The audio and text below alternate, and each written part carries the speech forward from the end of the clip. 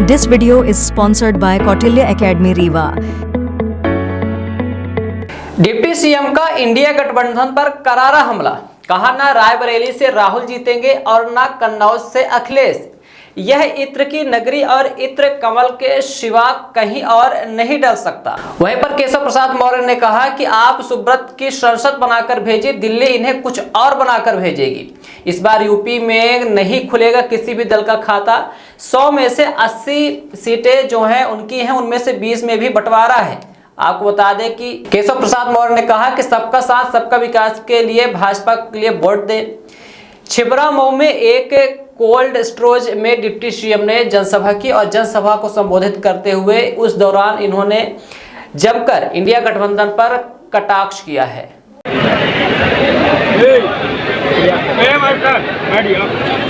आगे तो बैठ जाओ।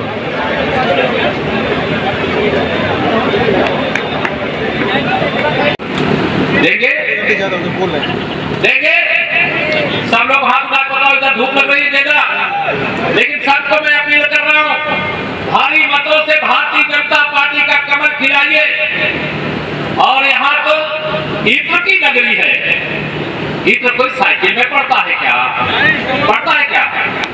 अरे कमल के फूल में इत्र डाल करके चढ़ा दीजिए। भगवान रामलला के चरणों में चढ़ाना हो, भगवान तथागत बुद्ध के चरणों में चढ़ाना हो, या किसी देवी देवता के चरणों में चढ़ाना हो, यहाँ का इत्र साइकिल पे नहीं कर सकता, वो कमल के फूल पर ही कर सकता। और कन्नौज का विकास चाहिए। कन्नौज के विकास के लिए लक्ष्मी जी की जरूरत है। हिंदू मान्यता के अनुसार लक्ष्मी जी कमल के फूल पर बैठ करके आती, साइकिल पर बैठ करके नहीं आती। आती है क्या?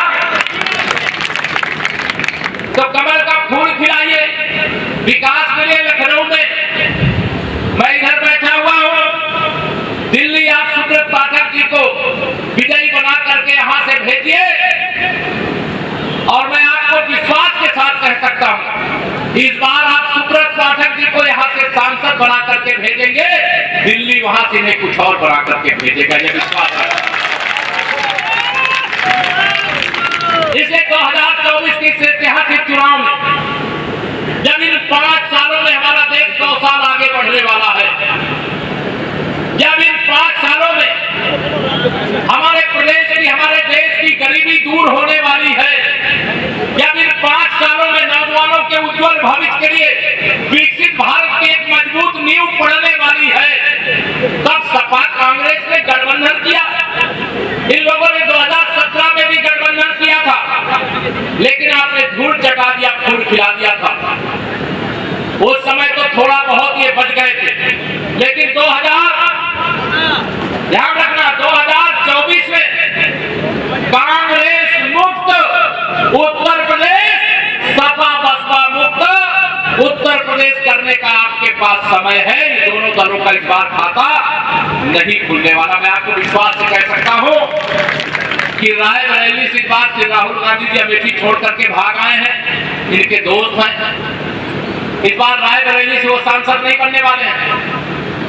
और आप सबके भरोसे मैं पूछना चाहता हूं, मेरे पास यही जानकारी, यही सर्वे रिपोर्ट है कि श्री अखिलेश यादव जी भी कन्नौज का चुनाव हार चुके हैं, केवल 13 मई का इंतजार होगा।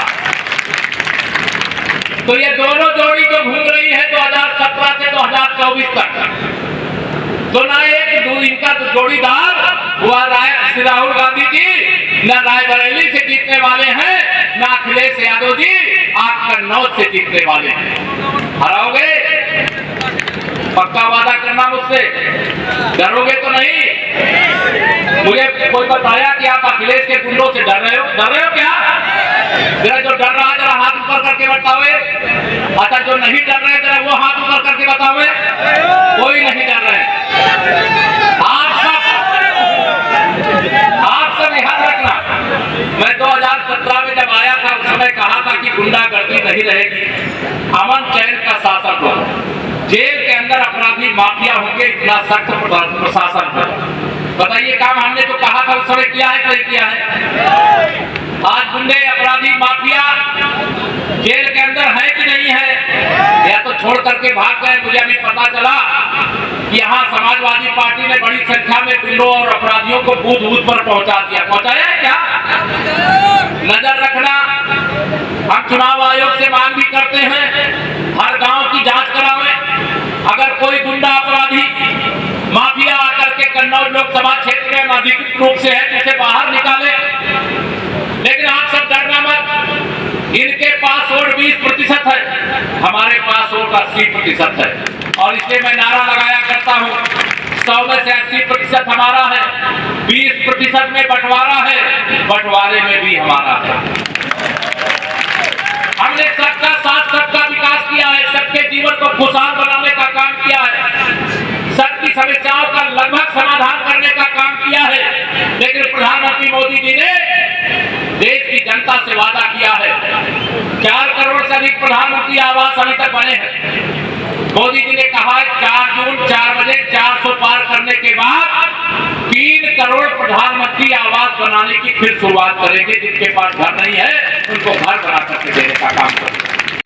वो जमानत पर जरूर आ गए होंगे, लेकिन उनके खिलाफ ठोस पैरवी करके इतनी कठोर सजा दिलाई जाएगी कि फिर भविष्य में कभी किसी अरुण साक्य पर हमला करने का दुस्साहस कोई और न कर सके। कन्नौज का इतिहास हो, मैनपुरी का इतिहास हो, बदायूं का इतिहास हो, फिरोजाबाद का इतिहास हो, जहां ये समाजवादी पार्टी एक फैमिली के लोग होते हैं वहां गुंडागर्दी चरम सीमा पर पहुंच जाती है। 2012 से 2017 तक की सरकार, जिसके मुख्यमंत्री यही श्री अखिलेश यादव जी थे, इनका शासनकाल औरंगजेब के शासनकाल से भी खतरनाक शासनकाल के रूप में याद किया जाएगा। जिस प्रकार से हर दिन दंगे, जिस प्रकार से खुलेआम जमीनों पर, मकानों पर, दुकानों पर कब्जा करने का काम ये समाजवादी पार्टी के एक सदस्यता लेकर के जैसे उनको गुंडागर्दी करने का लाइसेंस मिल जाता था, किया करते थे, वह कार्यकाल आप लोग भूल गए हो क्या? दोनों हाथ ला बताइए, भूल गए हो क्या? आप सबने वह कार्यकाल देखा है, उसकी पीड़ा भी आपने सही है। और आज बबुला भगत बनकर के श्री अखिलेश यादव जी उनका वोट मांगने आए हो, जिनका खून बहाने वाले अपराधियों का आपने संरक्षण करने का काम मुख्यमंत्री रहते हुए किया। इसका हिसाब देना होगा, इसका जवाब देना होगा। 2014 के लोकसभा चुनाव में सपा की सरकार के रहते हुए आपने उत्तर प्रदेश में 73 सांसद जिताए थे। कन्नौज की लोकसभा सीट उस बार हमारी हार गई थी, लेकिन 73 सांसद किसके मुख्यमंत्री रहते हुए बने थे? उत्तर प्रदेश के इन्हीं श्री अखिलेश यादव जी के रहते हुए। 2019 में जब लोकसभा का चुनाव हुआ, सपा बसपा का गठबंधन हुआ।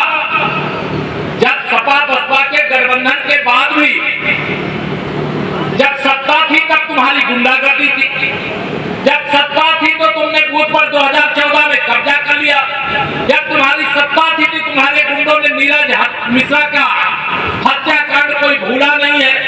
और ऐसे एक नहीं, प्रदेश की हजारों हजार बहनों के सिंदूर को छीनने का पाप समाजवादी पार्टी के गुंडों ने किया है मेरे भाई बहन। और यह फिर से चाहते हैं कि इनको मौका मिल जाए। मैं आप सब लोगों से यहां पर यह कहने के लिए आया हूं कि ध्यान रखना मेरे भाई बहनों, यह कन्नौज लोकसभा के मेरे कार्यकर्ता मित्रों, समर्थकों, शुभचिंतकों, अगर माननीय नरेंद्र मोदी जी गरीबों के मसीहा हैं, वो जमानत पर जरूर आ गए होंगे, लेकिन उनके खिलाफ ठोस पैरवी करके इतनी कठोर सजा दिलाई जाएगी कि फिर भविष्य में कभी किसी अरुण साक्य पर हमला करने का दुस्साहस कोई और न कर सके। कन्नौज का इतिहास हो, मैनपुरी का इतिहास हो, बदायूं का इतिहास हो, फिरोजाबाद का इतिहास हो, जहां ये समाजवादी पार्टी एक फैमिली के लोग होते हैं वहां गुंडागर्दी चरम सीमा पर पहुंच जाती है। 2012 से 2017 तक की सरकार, जिसके मुख्यमंत्री यही श्री अखिलेश यादव जी थे। इनका शासनकाल औरंगजेब के शासनकाल से भी खतरनाक शासनकाल के रूप में याद किया जाएगा। जिस प्रकार से हर दिन दंगे, जिस प्रकार से खुलेआम जमीनों पर, मकानों पर, दुकानों पर कब्जा करने का काम ये समाजवादी पार्टी के एक सदस्यता लेकर के जैसे उनको गुंडागर्दी करने का लाइसेंस मिल जाता था, किया करते थे, वह कार्यकाल आप लोग भूल गए हो क्या? दोनों हाथ ला बताइए, भूल गए हो क्या?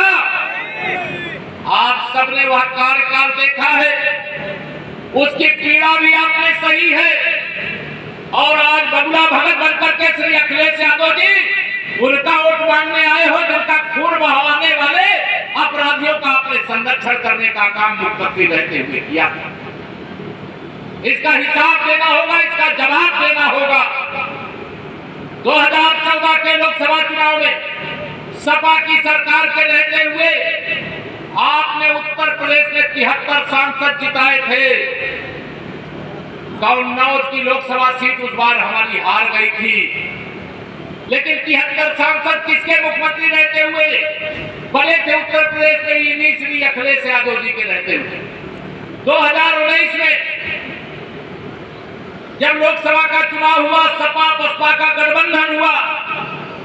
जब सपा बसपा के गठबंधन के बाद भी जब सत्ता थी तब तुम्हारी गुंडागर्दी थी, जब सत्ता थी तो तुमने बूथ पर 2014 में कब्जा कर लिया, जब तुम्हारी सत्ता थी तो तुम्हारे गुंडों ने नीरज मिश्रा का हत्याकांड कोई भूला नहीं है। और ऐसे एक नहीं, प्रदेश की हजारों हजार बहनों के सिंदूर को छीनने का पाप समाजवादी पार्टी के गुंडों ने किया है मेरे भाई बहन। और यह फिर से चाहते हैं कि इनको मौका मिल जाए। मैं आप सब लोगों से यहां पर यह कहने के लिए आया हूं कि ध्यान रखना मेरे भाई बहनों, यह कन्नौज लोकसभा के मेरे कार्यकर्ता मित्रों, समर्थकों, शुभचिंतकों, अगर माननीय नरेंद्र मोदी जी गरीबों के मसीहा हैं, के मान का सिंदूर छीनने वालों का संरक्षण करने वाला चाहिए। हमें किसान सम्मान निधि देने वाला चाहिए कि किसानों की हत्या करवाने वाला चाहिए। हमें गरीबों को प्रधानमंत्री आवास बनाने वाला चाहिए कि जिनका आवास उसको पर कब्जा करवा लेने वाला चाहिए। ये सब फैसला आप सब लोगों को करना है, 13 मई को करना है, बहुत देर नहीं है। ये सैफई खानदान के लोग, सैफई में कई परिवार रहते हैं, लेकिन श्री मुलायम सिंह यादव जी की जो कुनबा है, वह कुनबे के लोग मुझे लगता है कि न सुब्रत पाठक जी को सहन कर पाते, न केशव प्रसाद मौर्य को सहन कर पाते। सही है कि नहीं सही? आप बताओ, आप सबकी याद में मैंने कभी भी इनके खानदान के किसी व्यक्ति के बारे में कोई गलत टिप्पणी की है क्या? बताओ तो, किया है क्या मैंने कभी? राजनीति की भी एक मर्यादा होती, लेकिन 2017 में बड़े लंबे समय से भारतीय जनता पार्टी सत्ता से दूर थी। माननीय प्रधानमंत्री श्री नरेंद्र मोदी जी ने मुझे उत्तर प्रदेश भारतीय जनता पार्टी का अध्यक्ष बनाया। उस समय की टीम में हमारे साथ सुब्रत पाठक युवा मोर्चा की बागडोर संभालते। 2017 का विधानसभा चुनाव हुआ। 2012 से 2017 तक जो सत्ता थी उसको उखाड़ फेंका। उत्तर प्रदेश में 325 कमल खिला दिए, भारतीय जनता पार्टी के गठबंधन को जिता दिया। सपा की सरकार थी, उसको कांग्रेस का समर्थन था। उस समय आर्थिक जनगणना हुई थी, आर्थिक दृष्टि से कौन सक्षम है, कौन गरीब है, कौन अमीर है, उसमें भी घोटाला करता। जो अमीर था उसे गरीब दिखा दिया, जो गरीब था उसे अमीर दिखा दिया। जो लाभ आपको 5 करना चाहिए, जो संसद था उसके आधार पर वो इसलिए नहीं मिल पाया कि गरीब को अमीर दिखा दोगे तो गरीब कल्याण का लाभ कैसे मिलेगा। मोदी जी ने उसका भी एक्सरे करा लिया है, मोदी जी ने उसका भी पता करा लिया है कि जो हमारे गरीब थे, योजनाओं का लाभ पाने से वंचित थे, उनको भी मुझे योजना का लाभ देना है, उन्हें भी भ्रष्टाचार मुक्त भारत की सुगंध उन तक पहुंचानी है। तो उसके लिए आप सब लोगों को 4 जून को जब यहाँ से सुब्रत पाठक जी को, यह ध्यान रखना, माननीय नरेंद्र मोदी जी प्रधानमंत्री तब बनेंगे जब सांसद जीत करके जाएंगे। मोदी जी बिना सांसदों के प्रधानमंत्री नहीं बन जाएंगे। और ये विरोधी लगातार इस कोशिश में है, परिवारवादी राजनीतिक दल कोशिश में है, भ्रष्टाचार के दलदल में डूबे हुए दल के नेता कोशिश में है कि तीसरी बार मोदी सरकार ना बनने पाए।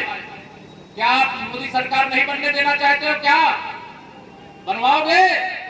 मोदी जी को प्रधानमंत्री बनने के लिए भारतीय जनता पार्टी के 370 प्लस सांसद चाहिए। माननीय प्रधानमंत्री श्री नरेंद्र मोदी जी ने मुझे उत्तर प्रदेश भारतीय जनता पार्टी का अध्यक्ष बनाया। उस समय की टीम में हमारे साथ सुब्रत पाठक जी युवा मोर्चा की बागडोर संभालते। 2017 का विधानसभा चुनाव हुआ। 2012 से 2017 तक जो सत्ता थी उसको उखाड़ फेंका। उत्तर प्रदेश में 300 भारतीय जनता पार्टी जिंदाबाद जिंदाबाद माननीय केशव प्रसाद मौर्य जिंदाबाद जिंदाबाद माननीय केशव प्रसाद मौर्य जिंदाबाद जिंदाबाद माननीय मोदी जी जिंदाबाद जिंदाबाद नरेंद्र मोदी जिंदाबाद जिंदाबाद योगी आदित्यनाथ जी जिंदाबाद जिंदाबाद। आप यहाँ एनडीए नहीं हो, यहाँ भारतीय जनता पार्टी के प्रत्याशी कमल के फूल पर सुब्रत जी लड़ रहे हैं। 370 अगर हटाया जा सका है तो भाजपा अकेले दम पर 303 से सांसद जिता करके आपने अगर नहीं दिया होता तो काश्मीर से 370 नहीं आ सकती। अगर आपने भाजपा को अकेले बहुमत नहीं दिया होता तो अयोध्या में रामलला के जन्म स्थान पर अर्थ बिल्डर्स एंड डेवलपर्स बनाते हैं आपके सपनों का घर। अर्थ बिल्डर्स एंड डेवलपर्स लाए हैं आपके लिए ग्रीन सिटी दुल्हारा सिरमौर और dream city Agdal. Green city Dulhara Sirmaur में हमारे पास उपलब्ध है 2400 से 13,000 वर्ग फीट तक के प्लॉट, वो भी मात्र 150 रुपए प्रति वर्ग फीट के रेट में।